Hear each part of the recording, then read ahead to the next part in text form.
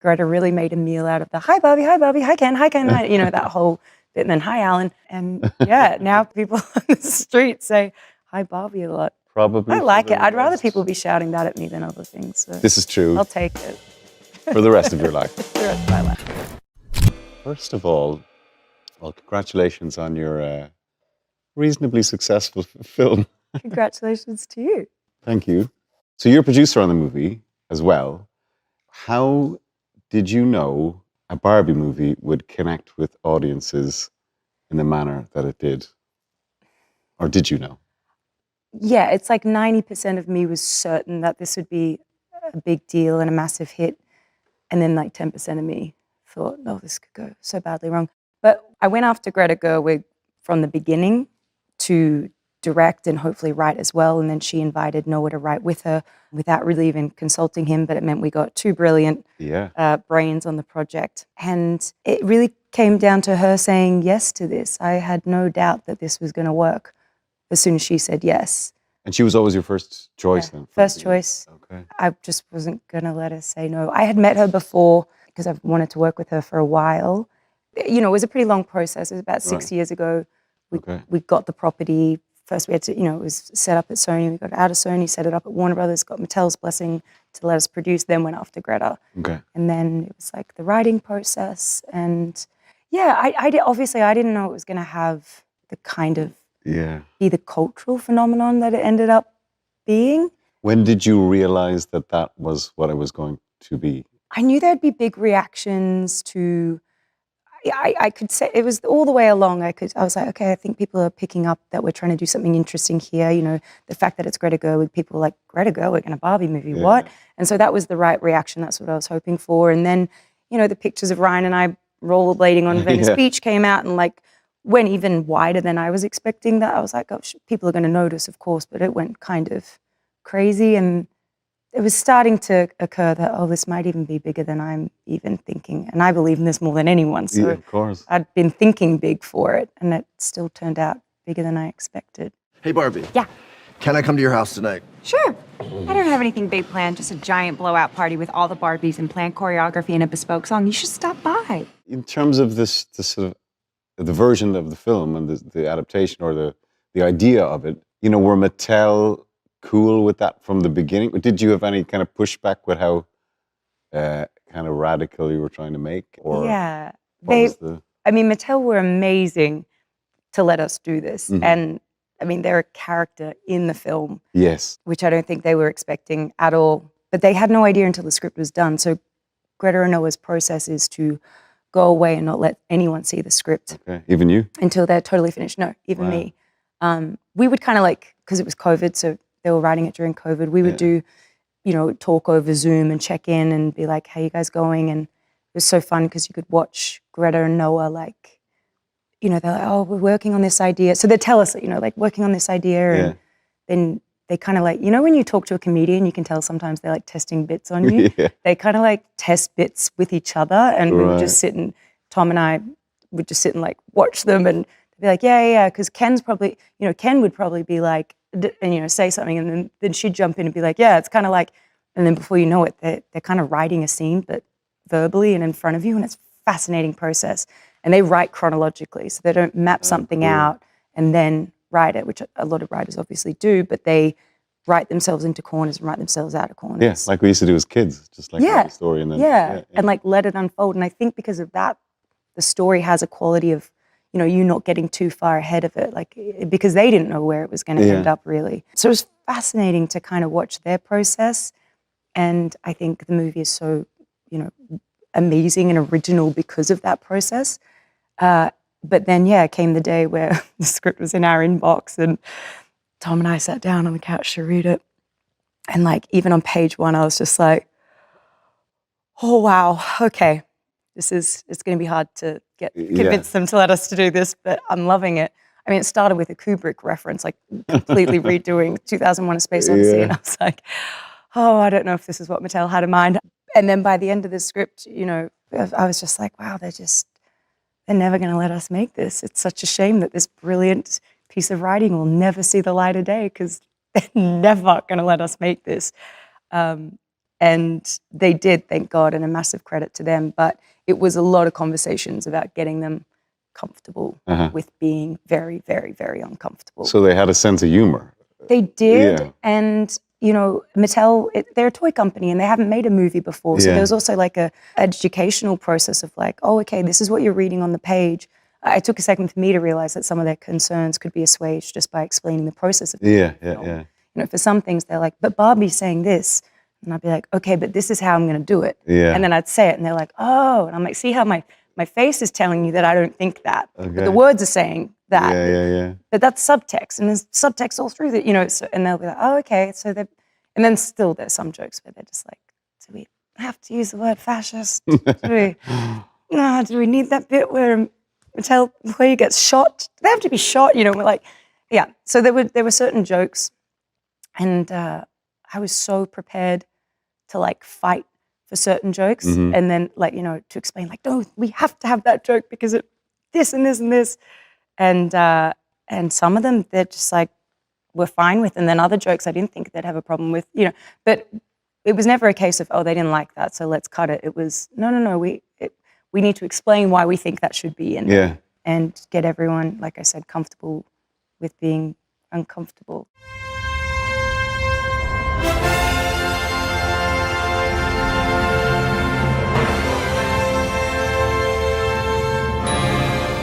Did you think so many people were gonna watch a movie about the making of the atomic bomb? No. Christopher Nolan was always determined that it would be released in the summer as a big tentpole movie. That was always his plan, and he has this kind of superstition around that date, the 21st. Do all his movies come out on that date? In and around the 21st of July, or it could be always the 21st. They always come out then. I mean, it's a good date. It's a good day. It is picked now. that date too. Yeah, I know. I remember one of the producers, Chuck Groven, called me because we worked together on some other projects. Okay. And he was like, I think you guys should move your date. And I was like, we're not moving our date. If you're scared to be up against us, then you move your date. And he's like, we're not moving our date. I just think it'd be better for you to move. And I was like, we're not moving. I think this is a really great pairing, actually. I think it's like, well, it's a perfect double billing, Oppenheimer and Barbie. That was a good instinct. Clearly the world agreed. Yeah, Thank they God. did. But I think that both of these films show the appetite that the audience has for cinema. I'm always like, you know, everyone talks about the algorithm. I'm like, how on earth is an algorithm tracking me? Because I have such an eclectic taste. If you look, you'd be like, wow, she's going from, you know, that black and white film from the 20s to Love Island. So like, what box do I put her in? Yeah. Same thing. But the fact that people were going and being like, I'll watch Oppenheimer first, then Barbie. I was like, see, you don't, people like everything. People are weird. People have specific and wide-ranging tastes. And they don't like being told what to do. Yeah. Audiences don't like being told you should see this or you should see that. They will decide and they will generate the interest themselves. And I think what happened with both of our movies was a case in point of that the audience decided, you know, that this was correct and this was right. I think they were also really excited by the filmmakers. I think you're right. Yeah, I think People you're right. are like itching for the next Chris Nolan film and itching for the next Greta Gerwig film. To get them at the same time was, you know, exciting. Quantum mechanics says it's both. How can it be both? It can't. It can't. But it is. It's paradoxical, and yet it works. Because I'm a fan of yours, I have watched a lot of your things on the internet, on YouTube. And there's kind of like, it's out there on the internet that you're not that aware of memes and things like that. First of all, is that true?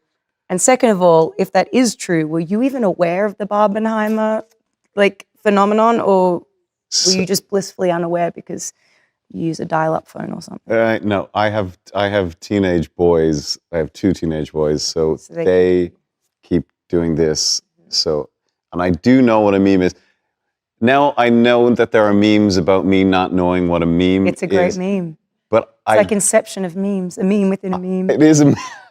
I genuinely, at the time, did not know. But people forget that was a while ago. It was a long time ago. Yeah, a long time ago. Yeah. You know. I might not have known back then what a meme is. No, and I mean. I'm not that tech savvy. Exactly, and I think children started that stuff, right? So. Yeah. So it wasn't necessarily. But now that it's become this sort of like meme that's eating itself, I am aware, but it's mostly because of people either sending it to me or showing, saying, look, you got to look at this. Yeah, yeah. But I do think that, Did you see any of the Barbenheimer? I mean, it was fan art? impossible to Wasn't there some great ones? avoid any of that stuff. Which is, People are so clever with the things they come up it was incredible. And it was self-generated, you know what I mean? I know. People kept asking me, they're like, so the studio's talking, each marketing department's talking to each other. And I was like, no, this is the world doing this. The world. This is not a part of the marketing campaign. This is just happening. And I think it happened because like both movies were good. Yeah, yeah. That's the thing. And there was a sort of a diversity offered by both movies. In fact, that summer, there was a huge diversity of stuff in the cinema. And like, I think it just connected in a way that you or I or the studios or anybody could never have predicted. We could never You can't force have that. predicted. No. Orchestrate that. No. Just And it may never happen again. I know. You know, I mean, it was wild seeing that many people going to the movies. yeah. Wild. Did you go to the movie? Did you go to see Oppenheimer or did you go to see Barbie? Do you sneak out and see like what the vibe is? I mean, we were going around a cinemas checking like levels and things like that. Yeah. Well, I guess you're a producer and you got to do that. I try to avoid looking at myself. I struggle with it. Isn't the mask the best thing? The what? Now, Oh, yes. I wear a mask everywhere. Yes, And I that can go is. everywhere again. It's so But good. I wouldn't volunteer to go and to see myself. No.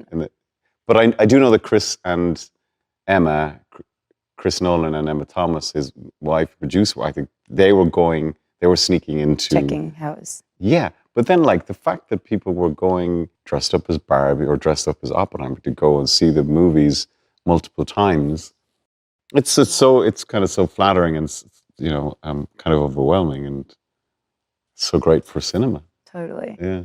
Like being the producer and being the star of the movie, how did you manage to kind of, I guess, split those responsibilities, or was that difficult? Were you always going to play Barbie? I wasn't always going to, not necessarily. I, you know, even when we got the property and sat with Mattel, I said, you know, they were like, will you play Barbie? Yeah. And I said, no, that's up to the filmmaker. So it's, you know, I want to go after Greta Gerwig and she should cast whoever she wants. And if that's not me, like, that's okay. And I said that to Greta as well. It's like, you write the script that you want to write, you and Noah write it. And if you think I'm the right actor for it, great. And if you don't, like, let's go get the best actor for it. Like, Cool. I didn't mind. I really wanted to produce this. I really wanted to make this. It wasn't until I read the script that I was like, oh, I have to play it. Yeah. And she'd written it like Barbie Margot. So Right, she made okay. it pretty clear, like, no, I want you to play this role. But you've done 5 movies with Christopher Nolan now. This right? is 6, actually. 6? Really? Yeah. So you like the guy? Big fan. It seems to work. You know, I mean, this is the first time playing a proper lead role for him. They'd always been supporting parts over the years. It's 20 years we're working together. Has your relationship changed or evolved in that time? I mean, I think that it's probably gotten, you know, richer, I think. You know, I was certainly just kind of starting off back then, or starting to work properly in film, and he had just made the leap in, you know, from making independent films into making big studio movies, and he was taking over this franchise for the first time with Batman Begins, and obviously just nailed it. But I think he's refining his kind of vision and how the types of stories he wants to tell and how he wants to present them. You know, like moving into IMAX, and you know, was the first director When did he to start do that. shooting always in the large format? I think it was Dark Knight, where I think that opening sequence at the beginning, I think that's in IMAX. You remember when Heath breaks into the bank and all that? I think that's in IMAX. I think that's I could be wrong, but I think that's one of the first times that he started using it. But like in Oppenheimer, we were using it almost all of the time. Yeah. And they come at you, it's like a film. I mean, those cameras must be so heavy. Yeah. So loud. So loud, so heavy. Have you worked with him with IMAX? No. It's but I know he shoots on IMAX and always on film. So Yeah. imagine, like, to get more than a 4-minute take, those mags must be massive. They're huge. And our amazing DP, Hoyta, was like, carries him everywhere. Like, I remember in Dunkirk, we'd be like on a boat in the middle of the ocean, and Hoyta would have the thing on his shoulder, and it's like these beautifully composed shots. But to answer your question, I don't know. I suppose as you get older, you just get a bit more confident in this sort of stories you want to tell. And I suppose I've learned a huge amount from working with Chris in terms of focus and rigor and dedication. I think we have similar tastes, and I think he may have, helped form my tastes. But before I even worked with him, the movies that he had made prior to Batman Begins, I was a fan of, and I really just wanted to, meet him. And that happens a lot, isn't it? Like, you're fans of directors, and then you get to meet them, and next thing you're working with them, and it's kind of nuts because you were at home watching their movies when you were a kid. I don't know if it happens a lot, but when it does happen, it's like magic. This is true. Amazing. I'm sure that's happened to you. It has. I've like reached out to people I really want to work with. Yeah, I've done that. Written letters. And the letter thing does work, I have to say. It does. I mean, sometimes it doesn't, but sometimes it does. People appreciate a handwritten letter that you sat down to write. I believe in that. Yeah. I feel like I don't like playing lead roles because I feel like you have more responsibility, and like as a supporting role, you can kind of be a little more like wild and I don't know, like I avoid playing lead roles. Really? I haven't done it that much. Not where like my character's the name of the movie. Yeah. Only I, Tonya, have I done that really. Did you feel that sense of like, oh, I have to carry the weight of this story because I am playing Oppenheimer and the movie is Oppenheimer? Or did you approach it, did it feel just the same as when you've worked with him in other instances? No, it did feel different. Like, he called me up out of the blue, because he's never, like, I didn't even know he's writing it. So he called me up out of the blue, or Emma Thomas, his wife, the producer, she called me because Chris doesn't have a phone. So she put me on to Chris, and he said in his, very understated British way, I'm just making this movie, I'm Oppenheimer, I'd like to play the part. And so it was like, wham, out of nowhere. Luckily, I was unemployed at the time. I just finished something. I wasn't doing anything. But I did realize then that it was different to the other jobs I'd done with him because it was the story of Oppenheimer's life. And then when he eventually gave me the script, it was written in the first person, which I'd never read before. And so I kind of... The script is written in the first person? Yes. Like the big print would be like, I'm going to put the cup down and move towards the door. Exactly. That's which I'd never read before. And so it was very clear that he wanted it to be truly subjective storytelling, and that did add to the response, the feeling of like, oh fuck, this is a big biggie. But then I knew as well that he was going to people it with all these extraordinary actors, and the thing about all those roles is they're all characters of significant consequence. They're very consequential characters in history and in the movie. We put all these extraordinary actors in the it was bonkers. Every time he would tell me, Gary Oldman's going to pop in, and we got Downey to play Straws, but I suppose what I'm trying to say is that you felt very, very supported and secure in that, because you knew you'd share the burden a little bit with completely, cast. It felt lovely, and I think I've developed a short time with Chris over the years. Like, we do understand each other. I think we share a similar kind of taste or approach to storytelling. He's a master. He's a master filmmaker. Why do you love working with him, and why do you think he loves working with you? You'll have to ask I know him you're going to be really humble and be like, I don't know, why does he like me? I can't understand. But I don't know. I mean, take a guess. With Chris, you see, it's just the work. Like, he's not interested in anything else other than the work and the filmmaking, and he is incredibly focused and it's incredibly rigorous. Is it true he wears a suit every day to set? He does wear a very similar attire every day. But the reason I think that is, I think it makes sense to me, is that it's as a director, you have so many decisions. Greta wore a boiler suit every day. Every day. She had 5, a different one for every day of the week. She was like, it's one piece of clothing. It's got pockets so I can put my notebook and pens and all that. And she was like, it's it's a decision I don't have to make, and I have to make 1,000 today. You take that off the board. Yeah. And then while we were shooting, I went to the Churchill War Museum and saw that Winston Churchill did the same thing. He had like this boiler suit, and I was like, Greta. It makes a lot of sense. It makes total sense. And I imagine if she wore something different on set, it would freak you out. I mean, if totally. Chris came in a, I don't know, Hawaiian shirt. It would freak me out. I wouldn't be able to concentrate, and I don't think the crew would. Yeah. So I think it's a sensible choice, actually. And prepping for the role, what's your prep process like? I mean, I don't know about you, but I'll take as much as I can get. Yeah. With this one, it was 6 months from when he called me to when we started shooting, and I would have taken another 6 months if I could have could have got it. When he called you and said movie about Oppenheimer, were you like, gotcha? Or were you like, who's that? I should go It read the was. book. I know nothing about it. I knew kind of very basic, Wikipedia level. Now I knew about the Trinity tests, and I knew about, the Manhattan Project, and then obviously what happened in the second in 45. But like I didn't know what happened afterwards or anything like that. Yeah. Um, So you read a lot to prep. What else do you do? like walk around my basement talking to myself. Really? Do you record yourself? I do sometimes. Do you? No, only if I'm doing dialect stuff. Yeah. But I prep like a psychopath as well. It's the only way, isn't it? I'll prep as long as I possibly can. I remember I started prepping one role and then COVID happened. And so I ended up prepping the one role for like a year. And I was like losing my mind by the end of it. My husband walked in and I was like making like weird masks and stuff. And I was like covered in paint. He's like, what are you doing? And I was like, I think I've gone too far with this character. We need this to end. I need to get on set. It's the only way though. I think this is the only...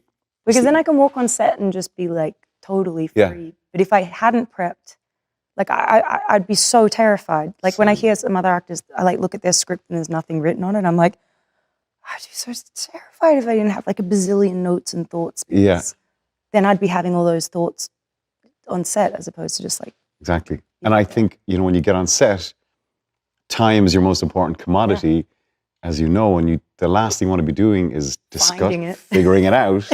You got every second counts, so you want to do all the figuring out before and then park it, And Chris is the king of prep, and I don't know if Greta's the same, but he has like crew that he works with forever and HODs that he's worked with forever, so they know how he works, and he preps with those guys for a long time. And so when we come on set, it's like it's fast. Like go time. Yeah.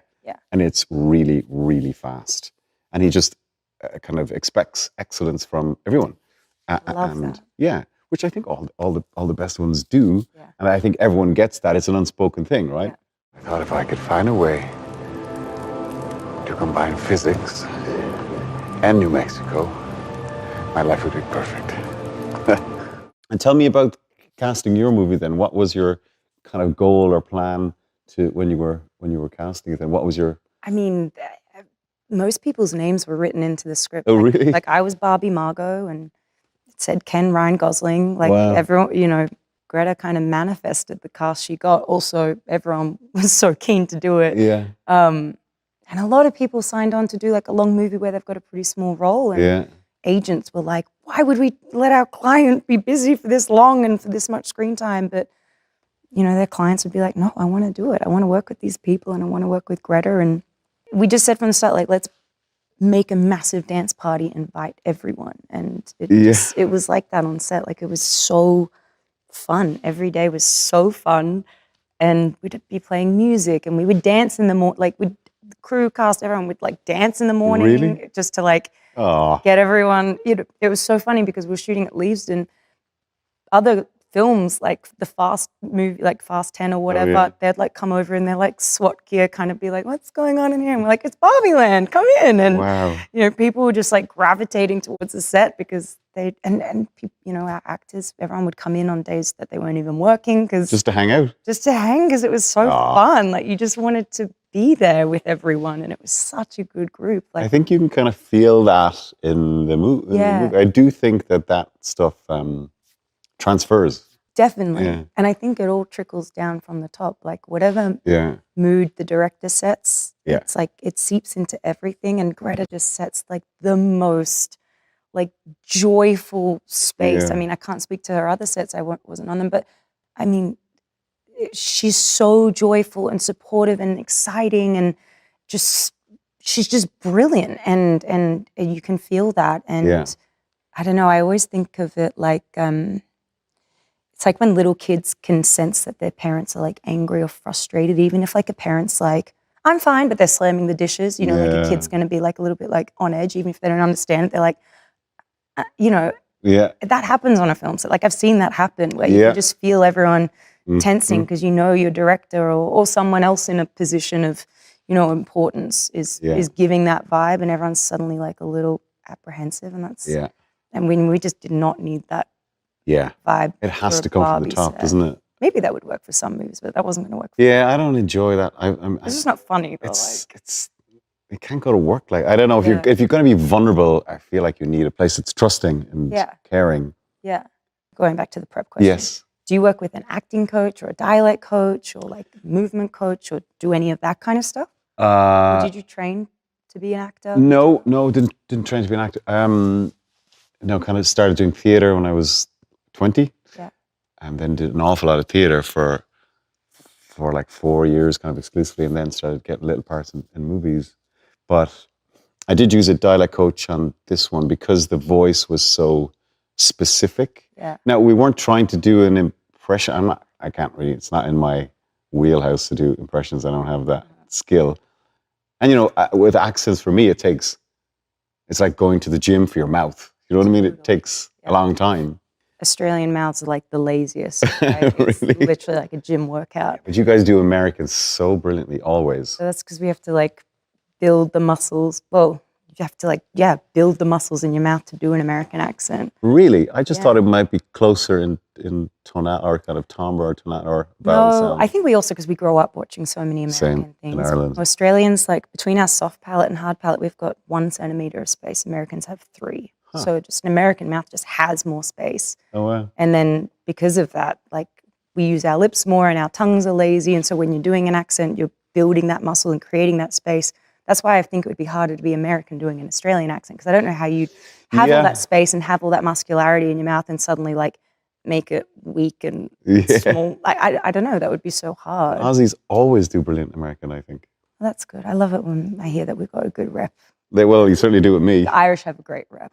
Yeah, we're not bad at it. But what I was trying to do with Oppenheimer is the very, like, no one talks like it anymore. Kind of, that oldie, like Orson Welles or like Mr. Rogers or like, who else talked like that?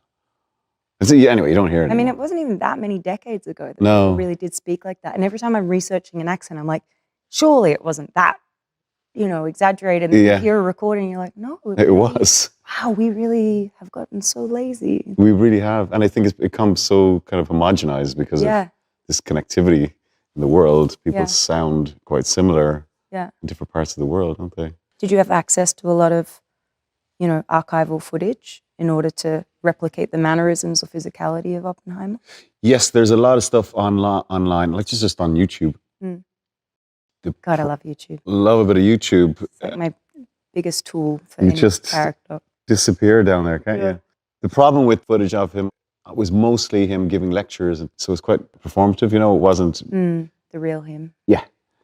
So I used that a little bit, but we had to kind of imagine how he would be, with his wife or with his colleagues and stuff like that. That we had to kind of make up. Did you have like a thing that would get you into him? You know what I mean? Like yeah, I do.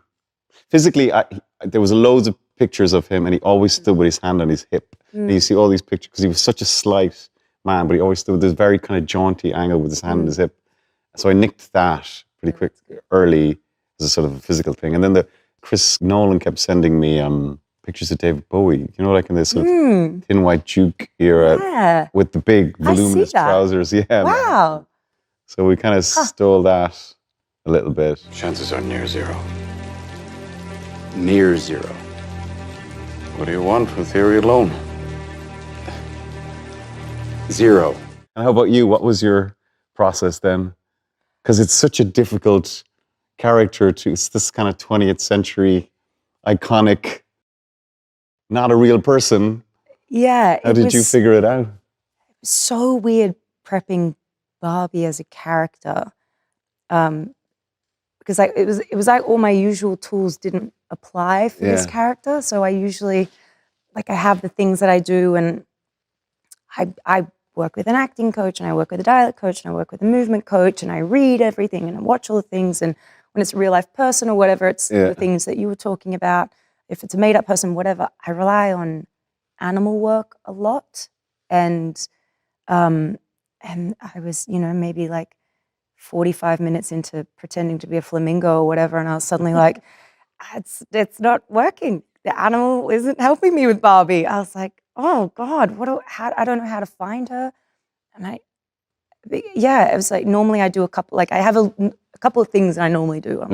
So I make up childhood memories. So I think of like, say half a dozen core childhood memories. And that helps me explain why they do the things they do in the script. Right. So like, this is the first time they were extremely humiliated in a public setting, or this is the first time they felt betrayed, or like whatever. But I couldn't do that for her because she was invented out of a vacuum and lived in a, so all the things I normally did didn't work. The animal work didn't work. The childhood memories didn't work. Even the accent wasn't something to cling on to. Normally I'm like, okay, what accent are we doing? So they grew up there and what time and da-da-da. And even that, it was like, no, I should be from nowhere, but kind of general, but so I was really struggling. It was like she was so smooth and shiny. I had like nothing to grab onto. And I was like, I don't know where you are, even though she was written beautifully in the script. Anyways, I went to Greta and I was like, help me. I don't know where to start with this character. And I was like, she was like, okay, what are you scared of? And I was like, I don't want her to seem dumb and ditzy, but she's also not meant to know anything. She's meant to be completely naive and ignorant. And Greta found this episode on This American Life, a podcast, where it was a woman who doesn't or can't introspect, like doesn't have the voice in her head. Oh, wow. That's like constantly narrating life the way we all do. And so that was like an instance where I was like, oh, so she doesn't have that voice. And this woman's like, got a PhD and is extremely smart, but just doesn't have that internal monologue. Is she happy? Yeah, totally. And is she happier, do you think? God, I wondered about that. When the interviewer was asking her, like, so if you're like looking out a window, she's like, I'm just looking out a window. She's like, it didn't even occur to me that I didn't introspect until one day I suddenly realized as a grown woman that my parents were one day going to die. And she was like inconsolable, thinking that. And her boyfriend was like, what's wrong? She's like, my parents are going to die one day. And he was like, had you not thought about that before? She was like, no. She kind of thinks exactly what's in front of her, like a spotlight to what exactly is in front of her at the time. Well, that's perfect. Yeah, it was really interesting. So things like that, I was like, wow. And then Greta's like, references for, okay, I want the cadence of your speech to be like, we did this thing called movie church. So every Sunday morning we would invite all the cast and crew, whoever wanted to come to the Notting Hill Electric Cinema, which is such a good cinema, and watch a movie that was somehow related to Barbie. Like what, for example? So like, for example, we'd watch His Girl Friday because Greta would be like, I want all the Barbies at the dance party to have that rhythm, like when they speak, like it should be like da, da, da, da, da, da. And it's funny, Greta sometimes I think she uses this to find the comedy in scenes too. She doesn't look at the monitor, like she closes her eyes and she just listens to a scene. Yeah. She's really tuned into like the rhythm, which is really interesting. But then there might be a reference like we'd watch The Red Shoes because we were coming up with the LUT for the camera, like the color chart, the IB Tech, we called it Techno Barbie because we wanted it to look like that, kind of like really poppy, saturated 50s soundstage musical. Or we'd watch 2001 Space Odyssey because there's a reference. Gosh, we watched so many movies. What a nice thing to do. It was the best. It was so fun.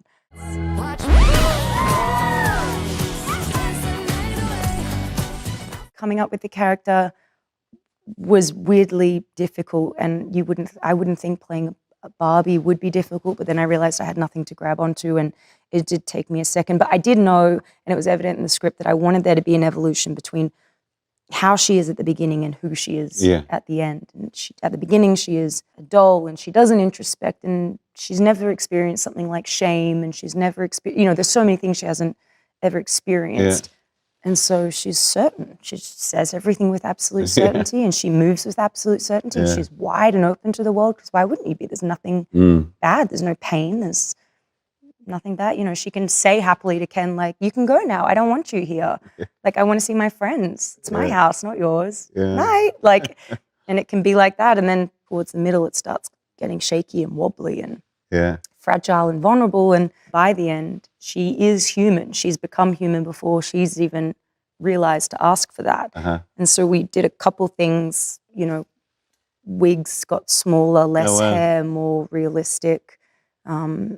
Costumes got less structured, geometric patterns or dots or whatever, turned into like florals or pastels, less certain colors, less certainty really, Yeah. to mirror like what that evolution of life would be. Very you know. subtly, subliminally. Yeah. By the end, I wanted people to kind of weirdly be thinking like, oh, I feel like I'm just watching Margot weirdly, as opposed to like the character I thought I saw at the beginning. Yeah. So I don't know if it had that effect, but that's what we were trying to accomplish. And then weirdly, I was kind of playing my mom a little bit. Really? Yeah. Because my mom is so pure. Like she's so, I don't know. Maybe you'll meet her one day. It'll make sense. But it was funny one day on set. I was like a little bit conscious that I was doing that, but one day on set, my mom was visiting and Greta like turned to me. She was like, oh my God, you're playing your mom, aren't you? And I was like, yeah, like a little bit, yeah. And what does she think of the movie? She loved it. Yeah. Do you know what though? Afterwards, I was like, did you like that? Did you like that line where Ruth says, us mothers stand still so that our daughters can see how far they've gone? I was like, did that make you cry? And she was like, no. And I was like, oh, really? She was like, I thought it was a very well-written line, though. I was like, oh, I'm so angry that didn't make me. What did your parents think of Oppenheimer? Oh. Do they, like, praise you or try to keep you down to earth and, like, do that thing that your family does where they're, like, keeping your feet on the ground? They are very proud, by it all. I really wanted them to see it, you know, like with an audience in the cinema. I think they saw it in Paris, and they were the movie's a little overwhelming, you know. Do you know how I saw it? No. I was in a cinema and it was a really hot day in London and the AC stopped working. Oh no. So Oh no. it was almost like we're having a 4D experience. It was like Chris designed it. Because it was like literally like getting hotter and hotter and they're building the bomb. And by the time the bomb was going off, I was like literally dripping with sweat with everyone else in here. It was so hot. And Excellent. I'm so proud. So proud of what you have accomplished. We should talk about the costumes. So you're clearly still not sick pink then. No, I'm not. I'm not Never. done with pink yet. Yeah, the costumes were incredible. I mean, pink, you just can't have a Barbie movie without the Obviously. color pink. And everyone really got on board with that. Like, I'd make on Wednesdays we wear pink day. Really? Do you know that reference from Mean Girls? I had forgotten that reference. On Wednesdays, they wear pink. Okay. And so if you didn't wear pink on set, you got a fine and then I'd donate it to charity. And honestly, people leaned in. Like, I was like, you can wear pink socks, that's enough. And people were like, no, I'm happy to, like, you know. It's always like the guys I feel like that are like, oh, finally I have permission to wear pink and get dressed up. Every Wednesday? Every Wednesday. How long did you shoot for? Quite a long time. Okay. How many days was it in the end? That's a lot of... I mean, it was at least 5 months. It's a lot of pink additions to... I have so much pink in my wardrobe now. sure I wasn't you really a pink girl before, but, you know, leaning into it. But the costumes were amazing, and there were so many. Like Jacqueline Duran, who Greta worked with before, is extraordinary, and her references, there was meant to be a bit of an evolution through the decades as well, like starting in the 50s when Barbie was created, and then it kind of morphed into 60s and 70s, 80s. Yeah. By the time we're on the boardwalk, we're wearing like neon, kind of like 80s, 90s, and then gets a bit early noughties and then modern day. So yeah, it was clever and it was fun, and everyone would just squeal every day we'd get to set and see what each other are wearing and be like, ah, you look amazing. And like I said, I think the guys, like our Kens, loved it more than anything. They really seemed to get into it. It would get crazier and crazier until Ryan would be like, I think I need a mink and I need it would just get insane. You actually built the sets. Yeah. For real, yeah. Yeah, it was incredible. We built that whole cul-de-sac. The dream houses are like several stories high. Everything's like hand-painted, all the backdrops hand-painted. We made all of Barbie Land in miniature, filmed the miniatures. Everything was very tactile, and the transportation sequence, all that. It's like practical and like a diorama, and there's like, literally people like holding a rod with a butterfly dangling off it, and you know, everything was just the handmade quality of it was so intrinsic to the movie anyway, because it's meant to be a toyetic world. It's meant to be toys, and you should feel like you could reach in and grab it all. But it does make a difference, I think. I mean, I don't know if the audience knows on a kind of a conscious level, but I really believe that they experience on a subliminal level that this is happening in camera. I agree, and I know Chris Nolan definitely lives by the same rules of like everything's in camera, everything's practical, and I think what CGI can do, what VFX can do, is like incredible, and as a tool, to complement work, it's amazing. But when it's relied on too heavily, there's something about that like infinite quality to like looking at something that's just like could go on forever. Where you, I don't know, I find I get detached. I'm kind of like, something in me can sense that it's not real, and so I don't really care. I don't really care if that thing explodes or that building falls down, because it's not real. Like, you just know when it's not real. Yeah, I think we do now. I think definitely we're kind of inured to it at this stage. On Oppenheimer, there was no set bills. It was all real locations. Every single location was the actual place. A lot of it was like Oppenheimer's house, where we shot in New Mexico, was actually where he lived. Yeah, with Kitty. Myself and Emily were filming in there, you know. How good's Emily? She is astonishing. I love her in the movie. so much. I think there's just like, she can do anything, Emily. It's kind of... I would watch her in anything. I don't need I don't need a log line. I don't need a title. If I see she's in it, I'm like, I'm in. I'm going to love it. She's so charming. Mind-blowing. Yeah. But yeah, so you shot in New Mexico. Where else? Yeah, and I think you can feel the kind of, this sounds kind of like cliche or hokey or something, but I feel like you can feel the vibrations in the room. I feel like they transfer to the character. I feel like we then have an extra level of connection or respect for the environment or for the characters, particularly if they're real life characters that actually live there. Yeah. So yeah, and we shot in Oppenheimer's office in Princeton, which was right next to Einstein's office in the real location. And there was many of those instances where you feel, you kind of, you know, it's goosebumps, you know?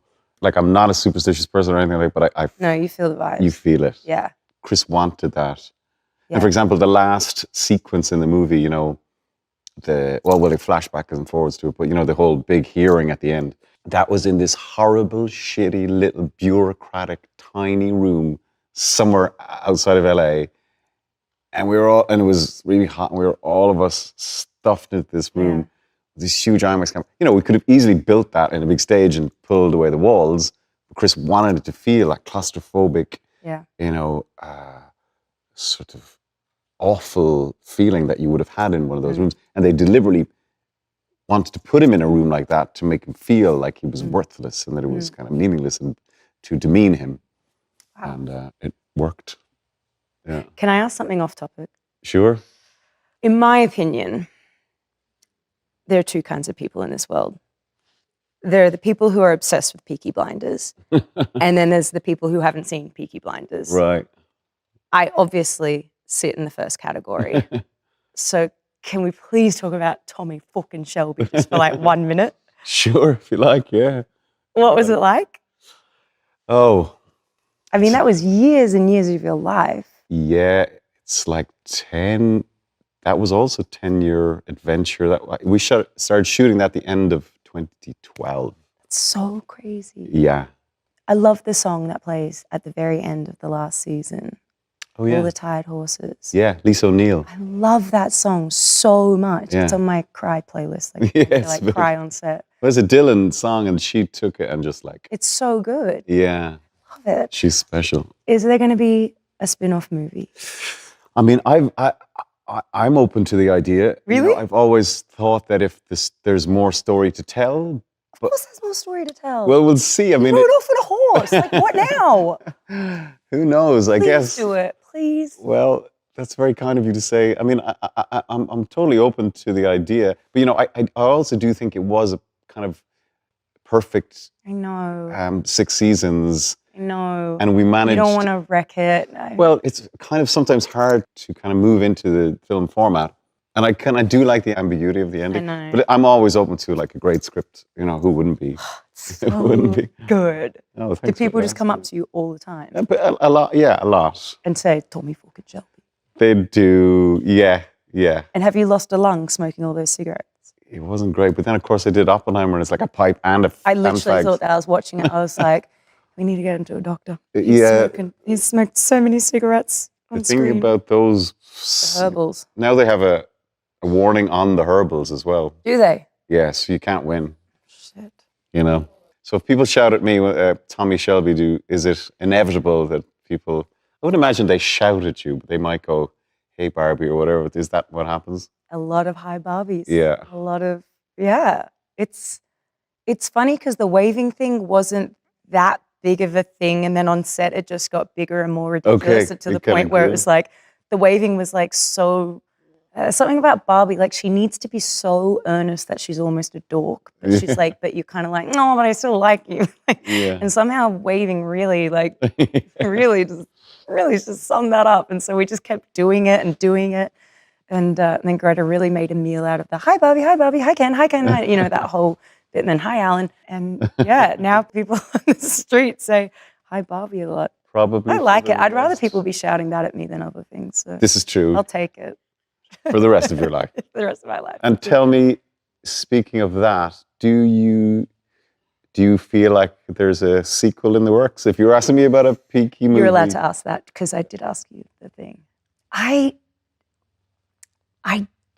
same thing like you. I'm like, we put everything Yeah. into that movie and it's so good Yeah. that I'm like, oh no. And I was also so proud of the fact that it wasn't like an original, that it wasn't original. It wasn't a sequel Yeah. or a prequel or Yeah. a remake, which is getting rarer and rarer Uh-huh. these days. And your movie too is original. And that's amazing that we both got these big theatrical opportunities for original ideas. Yeah. That part of me almost, I'm like, oh no, if we do a Barbie too, then we just, I don't Yeah. know. But at the same time, I would do anything to be back on that set. And Yeah. I'd do anything to be on set with Greta again and Ryan again and playing Barbie again. Like playing Barbie is the best. It's just so joyful. So again, if it was, So you're not saying. so it's not no. Yeah. Not no. Yeah. But also it would take a lot for it to be Yeah, to live up to what you guys to did. live up yeah. to it. Yeah. Yeah. Hi, Barbie. Hi, Barbie. Hi, Barbie. Hi, Barbie. Hi, Barbie. Hi, Barbie. Hi, Barbie. Ken. Hi, Barbie. Obviously, I've now revealed that I am a big fan of yours. Not just Peaky Blinders. I also love your Sleep Story on the Calm app. Oh, And thank you. just everything you've done, really. Well, likewise. I mean, it is crazy that after all this is literally the first time I'm ever meeting you. So Yeah, likewise. it's been nice. Very formal setting. I know. Well, nice to chat to you, Margot. Hopefully not for the last time. Exactly.